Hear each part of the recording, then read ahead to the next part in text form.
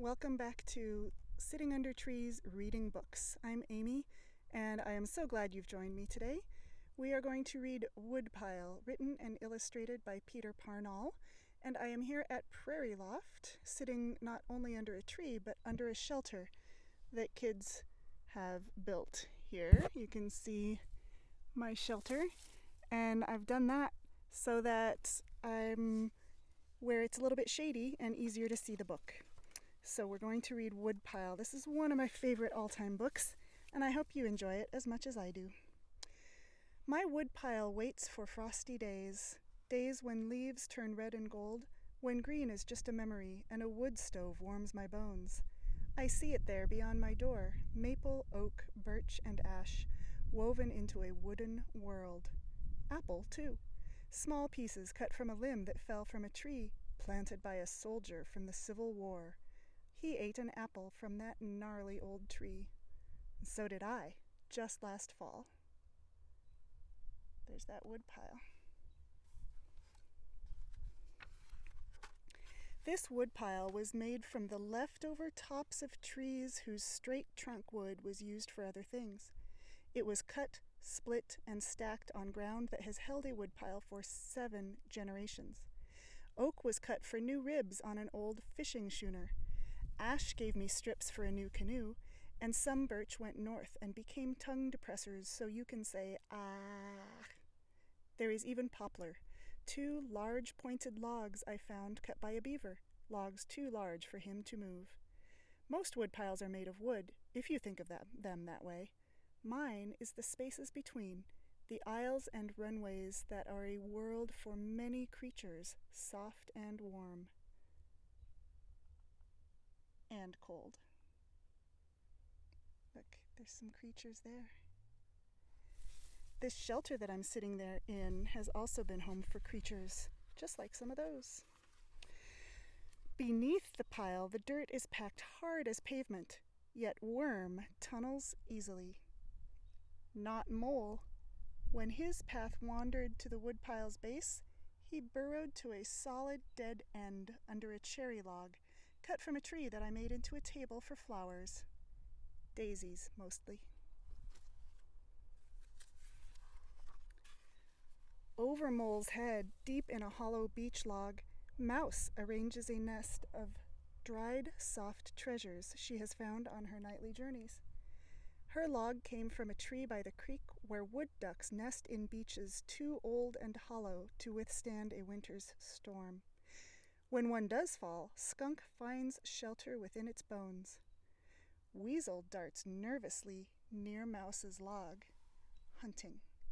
He cannot find her entrance, a tiny knothole out of sight. Where is it? Where's that hole? Weasel can't find it, which is good for Mouse. Chipmunk is here, dashing about with cheek pouches full, busily storing his winter food in niches and hollows, under leaves and deep in his burrow beneath the fortress of logs. He knows when danger is lurking about, and warns others with a chirp and a flick of his tail. There he goes. And hides. Some bats sleep here during the heat of the day, far from the barn where they were born. The barn roof cooks in the summer sun. It bakes. If I were a bat, I'd not live there at all, but here, clinging to the cool, dark bark of an old oak log, surrounded by air that smells of sweet cherry and lilacs. Underneath an overhanging maple log, a wasp queen busies herself, strengthening her nest. She chews rotten wood from maple and oak till it is fine enough to flow, and forms it into thin mache to build her paper home. When the sun climbs high and creatures from beyond seek shelter in the shadowy pile, rising air keeps her home moist and cool.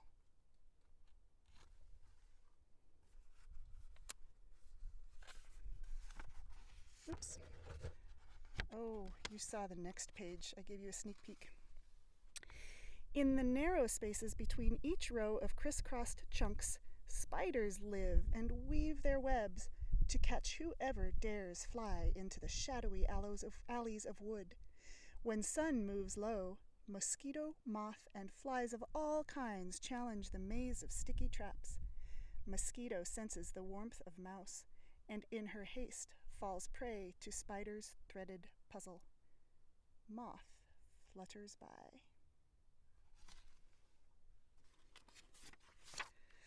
She bursts from the pile, her jerky flight becoming her armor, as Owl drops silently from his lookout limb and misses.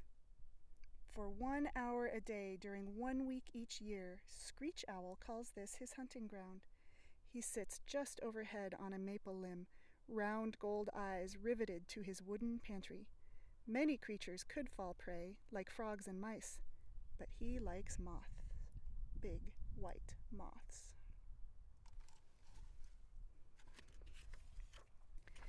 When Owl is near, Leopard Frog hides in tall grass that is too close to the pile to be mowed. Later, he moves to the edge of the grass and waits for mosquito, fly, or anyone else small enough to pull in close with his sticky tongue. There, too, is Toad, half buried in the refuse of the splitting axe, under bark chips, leaves, and wisps of dirt, waiting his chance for an evening's meal. I think Toad likes the smell of cherry wood in the rain. He is most often there, near the sweeter end of this wooden world. There's Toad. Skunk sometimes visits while on her nightly rounds. After digging for grubs in the lawn nearby, she ambles over and turns over slabs of bark looking for dessert. Or frog. There's the skunk. Do you see Frog? Oh, there he is. You better watch out. Skunks eat a lot of things, and they would certainly catch and eat a frog. Phoebe owns a lookout log. She perches there on a piece of maple that is furry and green. It comes from a part of the marsh where lichens and moss grow so densely it seems a perfect world for gnomes and elves. The only gnome I've seen there is Porcupine, so far. It is Phoebe's log. No one else ever sits there. Phoebe is a kind of bird that kind of says its own name. Phoebe, Phoebe. My woodpile is memories of sore muscles, old schooners, and a warm, fat mouse, curled snug and safe. When I put a log of cherry on my fire, I think of the table its tree let me build. When someone uses that table in 100 years, will they wonder what happened to the rest of the tree? Will they know it was Toad's favorite wood? Will they know it warmed an old man while he carved a Phoebe from the same tree for a little girl down the road?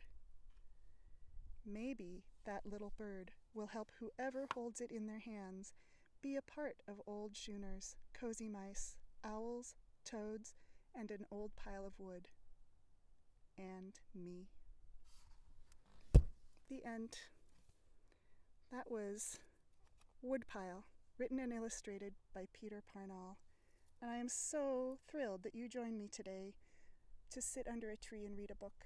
I hope you have a chance to do the same, and I hope you have a wonderful rest of your day. See you next time. Be well.